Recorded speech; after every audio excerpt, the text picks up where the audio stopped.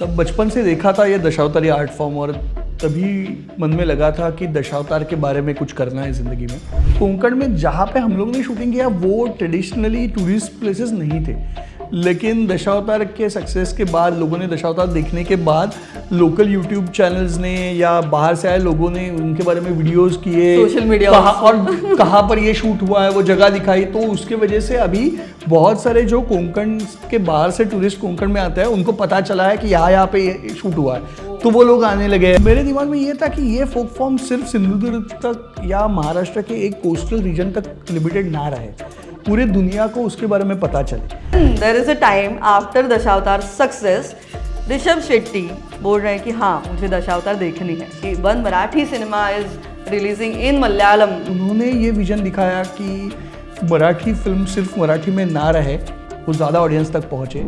दशावतार एक regional cinema, एक Marathi cinema जो सिर्फ महाराष्ट्र में नहीं बल्कि पूरे देश में जिसके कामयाबी की गूंज सुनाई दी, और इंटरनेशनली भी दशावतार इस मूवी ने बहुत अच्छा मतलब एक रिकॉर्ड ब्रेक सक्सेस पाया है। और आज फ्री प्रेस जर्नल में खास हमारे स्टूडियो में आए हैं दशावतार के डायरेक्टर सुबोध खानोलकर जी। सुबोध जी, बहुत स्वागत है आपका। And first of all congratulations for the great success. And of course Dashavatar was amazing। Dilip Prabhakar ji जिन्होंने इसमें मेन कैरेक्टर किया, जो 81 इयर्स के हैं। हाँ। और ये महाराष्ट्र के फोक आर्ट के बारे में, दशावतारी जो हमारा फोक आर्ट है उसके बारे में ये मूवी बोलता है। और फिर कैसा रहा ये ओवरऑल द सक्सेस? नहीं, ये बहुत ही मैजिकल एक्सपीरियंस था। जब 4-5 साल पहले जब मैंने दशावतार की ये स्टोरी लिखनी शुरू की, मैं कोंकण से बिलोंग करता हूँ, मेरा गांव वहाँ पर है, तब बचपन से देखा था ये दशावतारी आर्ट फॉर्म और तभी मन में लगा था कि दशावतार के बारे में कुछ करना है ज़िंदगी में। और जब कोंकण में जो भी एनवायरमेंटल इश्यूज़ है उसके बारे में देखा, तभी लगा कि अगर ये 2 सब्जेक्ट्स को लेकर मैं कुछ स्टोरी क्रिएट कर सकूँ तो शायद कुछ अलग मैं डिलीवर कर पाऊँगा। तो ये मेरी पहली फिल्म थी, एक जेन्युइन एफर्ट किया, सब दोस्तों ने मिलके एक प्रोडक्शन खड़ा किया।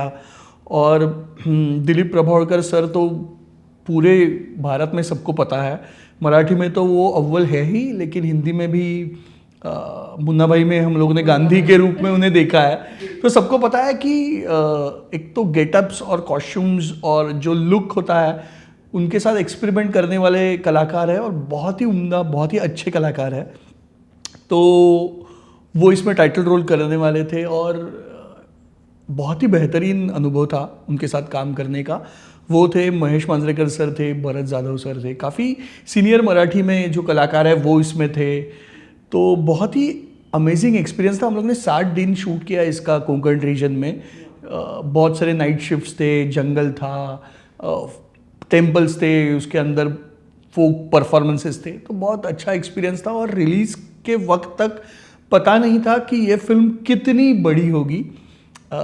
विजुअली और प्रोडक्शन वाइज वो काफ़ी बड़ी थी मराठी के मायने में, लेकिन पता नहीं था कि एक्चुअल रिलीज़ के बाद वो कितनी बड़ी होती जाएगी। लेकिन ऑडियंस ने बहुत अच्छा रिस्पॉन्स दिया। और मतलब 12 करोड़ बजट जो है वो मतलब मराठी के लिए बहुत बड़ा माना जाता है। और आपने तो पहले ही हफ्ते में मतलब लगभग 11-12 करोड़ की कमाई की थी। सो मतलब it was really amazing for the regional cinema in Maharashtra. So I think the success itself saying so much about that movie. और उसके बारे में अब ऐसे ही भी बोला जा रहा है कि अभी रीजनल सिनेमा थोड़ा बदला जाएगा, थोड़ा एक पॉजिटिव एक पूरा एक सीन है अभी सामने। एक्चुअली कैसा था, मराठी सिनेमा हमेशा से बहुत अच्छा था अपने आशय को लेके, अपने सब्जेक्ट्स को लेके, लेकिन अभी कैसा है कि मराठी की जो कंपटीशन है वो सिर्फ मराठी के साथ नहीं है, वो हिंदी के साथ है, वो इंग्लिश फिल्म्स के साथ है, वो सदर्न लैंग्वेजेस की जो फिल्में मराठी और महाराष्ट्र में रिलीज़ होती है हर किसी के साथ है। तो मुझे लगता है कि लैंग्वेज बैरियर्स छोड़ के हर फिल्म की कंपटीशन हर फिल्म के साथ है और ऑडियंस के जो एक्सपेक्टेशंस हैं वो भी काफ़ी बढ़ते जा रहे हैं। बहुत अच्छी रीजनल स्टोरीज़ कन्नड़ा में बन रही है, मलयालम में बन रही है, तेलुगु तमिल में बन रही है, और ये सब फिल्में गुजराती में आजकल बहुत अच्छी फिल्म, अच्छी बिजनेस करने वाली फिल्म्स बन रही है, और ये सब महाराष्ट्र में आ रहे हैं, और महाराष्ट्र में बहुत अच्छा फाइनेंशियली अच्छा मॉडल है, बड़ा मार्केट है। तो इस सब के साथ अगर मराठी फिल्म को भी कॉम्पीट करना है तो हमें भी बदलना होगा। ये सोच कहीं पे थी। और दूसरी ये सोच थी कि हमारी ट्रेडिशंस, हमारी मिट्टी से जुड़ी कहानी अगर हमें प्रेजेंट करनी है तो वो उसी तरीके से जाए जिस तरीके से, जो वाइब्रेंसी, जो ग्रैंडनेस हमारी विजुअल्स में, हमारी फोक फॉर्म में है, हमारे डांसेस में है, हमारी एनवायरनमेंट में है, हमारी नेचर में है, वही ग्रैंडनेस फिल्म में आए। इसलिए हम लोग ने एफर्ट्स लिया था। पता नहीं था कैसे रिसीव होगी, लेकिन ऑडियंस ने बहुत अच्छे से रिसीव की। सिर्फ महाराष्ट्र में नहीं, इंदौर में यानी मध्य प्रदेश में चली, गुजरात में चली, गुवाहाटी तक गई, बैंगलोर, हैदराबाद, जो भी मराठी स्पीकिंग सेंटर्स है इंक्लूडिंग दिल्ली, हर जगह पे दशावतार रिलीज हुई और अच्छे से चली, हाउसफुल थी। और इंटरनेशनल भी गई, काफ़ी अमेरिका में थी, फिर यूएई में थी, यूरोप में बहुत जगह पे थी, जापान में थी, ऑस्ट्रेलिया में थी, करीबन यस करीबन 350 से ज़्यादा हाउसफुल शोज हुए दुनिया भर में। और अभी भी कई जगह पे अभी for a regional movie, right? Because otherwise 10-12 shows हो जाते हैं। या exactly, I think it was the first Marathi movie जिसने इतना ज़्यादा बिजनेस महाराष्ट्र के बाहर जाके और देश के बाहर जाके किया, क्योंकि मराठी फिल्मों के लिए भारत की सीमा लांघना इतना आसान नहीं था। लेकिन फॉर्चुनेटली ऑडियंस का रिस्पांस इतना अच्छा था, इतनी डिमांड थी दुनिया भर से कि वो रिलीज हो चुकी और अच्छा परफॉर्म किया। और end of course that movie is now on OTT also on ZEE5, right? और नॉन मराठी ऑडियंस ने भी देखी है मूवी। कैसा वो फीडबैक था? I am getting tremendous response from social media about ZEE5 release. Delhi से लेके, पटना से लेके, कोलकाता से लेके, सदर्न स्टेट से लेके बहुत सारे ट्वीट्स आ रहे हैं, टैग किया जा रहा है, इनबॉक्स में मैसेजेस आ रहे हैं। पहले जो लोगों ने सिर्फ ये सुना था कि ऐसी कोई रीजनल फिल्म आई है, वहाँ से ये फिल्म ZEE5 पे एक्सपीरियंस करने के बाद वो बहुत प्रेरित होके उसके बारे में लिख रहे हैं। In fact there is a YouTube channel from America, they have also watch the film, और उन्होंने भी बहुत अच्छे से उसके बारे में रिव्यू किया। 3 वीडियोज़ बनाए जो भी बहुत चले, तो काफी लोग देख रहे हैं। Internationally also they are getting the views and everything. And also there is one more positive thing कि जहाँ ये मूवी शूट हुआ है कोक्कण में, तो आपने मतलब हमें ये भी समझ में आया कि वहाँ पे कोक्कण का टूरिज्म भी अभी बढ़ गया है, क्योंकि लोग वहाँ पे जाके देख रहे हैं कि ओके दशावतार यहाँ पे शूट हुआ है, यहाँ पे शूट हुआ है। मतलब लोग जाके देख रहे हैं वो प्लेसेस। एक्चुअली ये एक बाय प्रोडक्ट था टूरिज्म, क्योंकि कैसे कोंकण में जहाँ पे हम लोग ने शूटिंग किया वो ट्रेडिशनली टूरिस्ट प्लेसेस नहीं थे, लेकिन दशावतार के सक्सेस के बाद, लोगों ने दशावतार देखने के बाद लोकल यूट्यूब चैनल्स ने या बाहर से आए लोगों ने उनके बारे में वीडियोस किए, सोशल मीडिया और कहाँ पर ये शूट हुआ है वो जगह दिखाई। तो उसके वजह से अभी बहुत सारे जो कोंकण के बाहर से टूरिस्ट कोंकण में आते हैं उनको पता चला है कि यहाँ पे ये शूट हुआ है, तो वो लोग आने लगे हैं, वो लोग देखने लगे हैं, जो लोकल से उनको पूछने लगे कि कहाँ पे शूट किया, हमको वहाँ पे लेके जाओ। तो शायद टूरिज्म बढ़ रहा है। नहीं, बट दिस इज रियली मतलब होता है ना कि एक मूवी होती है जिसके जो एक मैडनेस पैदा करती है, वैसा कुछ हो रहा है दशावतार के बाद। हाँ, यानी लोगों का रिस्पांस बहुत ही अच्छा रहा। और दशावतार जो फोक आर्ट है जिसके बारे में इस मूवी में बोला गया है, बहुत सारे दशावतारी आर्टिस्ट भी इसमें इन्वॉल्व थे। अभी हमने सुना है कि उनको भी शोज मिल रहे हैं ज़्यादा। एक्चुअली जब मैंने ये फिल्म करने की सोची, जब मैं स्टोरी लिख रहा था, तभी मेरे दिमाग में ये एक चीज़ थी कि जो फोक फॉर्म मैंने बचपन से देखा है और जिस फोक फॉर्म का इम्पैक्ट मुझ पे है, वो फोक फॉर्म कोंकण से ही है। सो मेरे दिमाग में ये था कि ये फोक फॉर्म सिर्फ सिंधुदुर्ग तक या महाराष्ट्र के एक कोस्टल रीजन तक लिमिटेड ना रहे, पूरे दुनिया को उसके बारे में पता चले। और अगर वो पता चले तभी ये जो फोक आर्टिस्ट है जो पिछले 700-800 सालों से बहुत ही श्रद्धापूर्वक ये परफॉर्म करते हैं, क्योंकि ये मंदिरों में परफॉर्म होने वाला फोक फॉर्म है दशावतार, तब मुझे ये लगा था कि अगर ये फिल्म के ज़रिए अगर लोगों को इसके बारे में पता भी चले तभी एक बहुत बड़ी उपलब्धि होगी उन लोगों के लिए। और इट इज़ फॉर्चुनेट कि अभी जो कोंकण में जो दशावतारी आर्ट फॉर्म प्रेजेंट होता था वो अभी मुंबई, पुणे और महाराष्ट्र में अलग अलग जगह हो रहा है। मुझे ऐसा लगता है कि महाराष्ट्र गवर्नमेंट या किसी वे से अगर ये दशावतारी आर्ट फॉर्म भारत के बाहर परफॉर्म, दिल्ली में भी हुआ है, भारत के बाहर परफॉर्म होना हो सके अगर, यानी ऑस्ट्रेलिया में है, यूएस है या इंग्लैंड है जहाँ पे थिएटर का इम्पोर्टेंस अभी भी बना हुआ है, ऐसी जगह पे अगर ये फोक फॉर्म प्रेजेंट हो तो मेरे ख्याल से वो बहुत बड़ी उपलब्धि होगी। मतलब एक फोक फॉर्म को एक बोलते हैं ना, एक पुनर्संजीवनी मिलती है, एक नया जन्म जैसे मिलता है, वैसे कुछ हो रहा है। नहीं, मैं ये इतना बड़ा दावा नहीं करना चाहूँगा क्योंकि फोक फॉर्म जीवित है कोंकण के ऑडियंस की वजह से, और फोक फॉर्म जीवित है ये दशावतारी फोक फॉर्म वहाँ पे जिन्होंने अपनी पूरी ज़िंदगी ये फोक फॉर्म पे लगा दी। ऐसी बहुत सारे आर्टिस्ट हैं, ऐसे बहुत सारे कंपनीज है जो पैसों की परवाह किए बिना ये कर रहे हैं, तो ये श्रेय उनका है। तो मैं सिर्फ ये जो फोक फॉर्म है उसकी पहुंचना चाहिए, हाँ, जो ज़्यादा से ज़्यादा लोगों तक ये पहुंचा सकूँ, ये मेरा भाग्य है। लेकिन और हमने एक बात ये भी सुनी थी कि जब दशावतार रिलीज होने जा रहा था, हम इसी स्टूडियो में बैठ के जो एक डिस्कशन हो रहा था प्री रिलीज कि ये कंतारा से इंस्पायर्ड है क्या, इवन हमने भी वो बातें की थी, छेड़ी थी। And then there is a time after Dashavatar success, Rishab Shetty बोल रहे हैं कि हाँ मुझे दशावतार देखनी है। So first of all congratulations for that also, and please tell us Rishab Shetty ने क्या कहा था। जब दशावतार मैं बना रहा था तभी मैंने जब काम करना शुरू किया था उसके बाद शायद कांतारा रिलीज हुई। तब मुझे हाँ नहीं पार्ट 1 भी जब मैं स्टोरी पे काम कर रहा था तभी ऑलरेडी मेरा काम काफ़ी हो चुका था, और उसके बाद में कांतारा रिलीज हुई।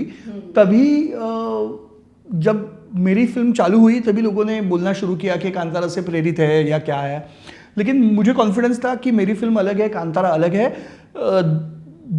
दो चीजें कॉमन थी। You started writing your film before I started my film around 2020, I think. Oh, that time. I think so. Yes. So it was a pre-Kantara time. Yeah, because Dashavatar art form was there since last 700-800 years.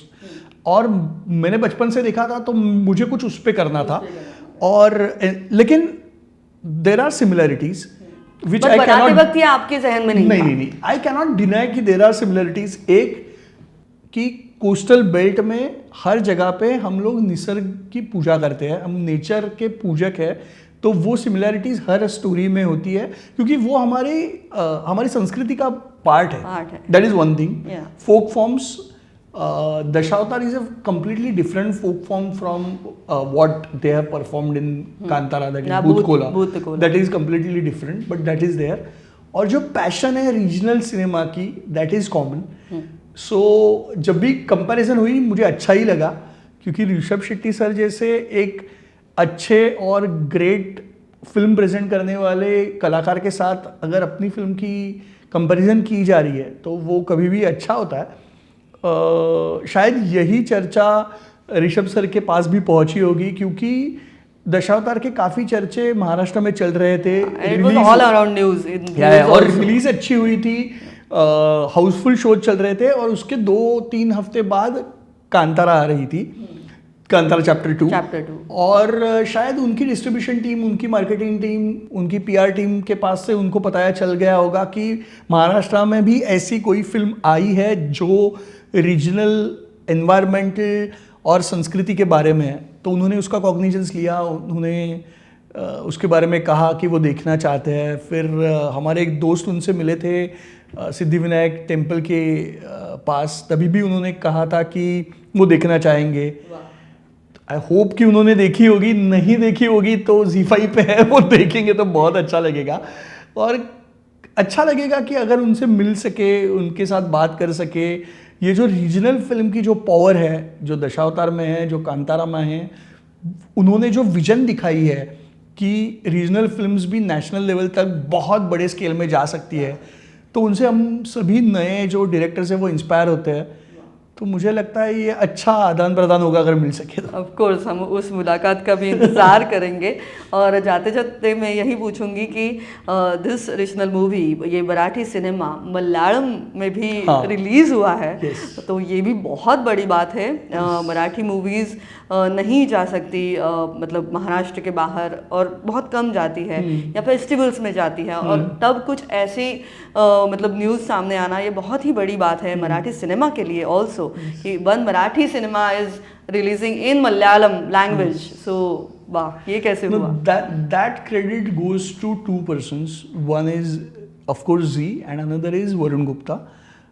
Max marketing नाम की एक बहुत बड़ी marketing company है जो भारत भर की जो महत्वपूर्ण बड़ी फिल्में हैं इंक्लूडिंग RRR, बाहुबली या अभी जो धुरंधर या फिर वाराणसी जैसी जो फिल्म अभी आ रही है राजा मौली सर की, तो इन सब से जुड़ी मार्केटिंग की जो स्ट्रैटेजीज है, मार्केटिंग जो संभालती है वो कंपनी है। और उनके जो वरुण गुप्ता जी है, उन्होंने ये फिल्म दशावतार देखी and he was really happy about the film, he was inspired by that. और उन्होंने मुझे कॉन्टैक्ट किया, बहुत ही प्यार से हम लोग के साथ बात हुई और उन्होंने ये विजन दिखाया कि मराठी फिल्म सिर्फ मराठी में ना रहे, वो ज़्यादा ऑडियंस तक पहुँचे। और वैसे भी हमें सदर्न स्टेट्स से बहुत सारे मैसेजेस, बहुत सारे प्रतिक्रिया, डिमांड्स ये सब चालू था कि ये फिल्म मराठी छोड़ के हमारी लैंग्वेज में आएगी क्या, हमें भी देखनी है। तो हम लोग ने डिसाइड किया कि ये एक्सपेरिमेंट करके देखें मलयालम में। और जी और वरुण गुप्ता जी ने वो प्रेजेंट की, हम लोग ने वो फिल्म मलयालम में डब की। कोची में उसका जो आर्टिस्ट है वो कोची से थे, उन्होंने डब की वो। हम लोग ने गाने डब किए। और गाने भी मलयालम में, because that was a integral part of that film, so it was necessary to have songs in Malayalam. तो वो हुआ और अच्छा रिस्पांस था, क्रिटिक्स का रिस्पांस बहुत अच्छा था, ऑडियंस रिस्पांस अच्छा था, सोशल मीडिया इन्फ्लुएंसर्स ने काफ़ी लिखा उसके बारे में। दो it was a limited release, लेकिन उसके वजह से एक नया जो एक चैप्टर है मराठी फिल्मों का वो शायद खुलेगा, एक नई टेरिटरी खुलेगी। और मुझे लगता है कि हर मराठी फिल्म अगर मराठी महाराष्ट्र की बॉर्डर्स लांग के अदर स्टेट्स में जाए, भारत भर में जाए, तो उससे फ़ायदा होगा। वाह, क्या बात है।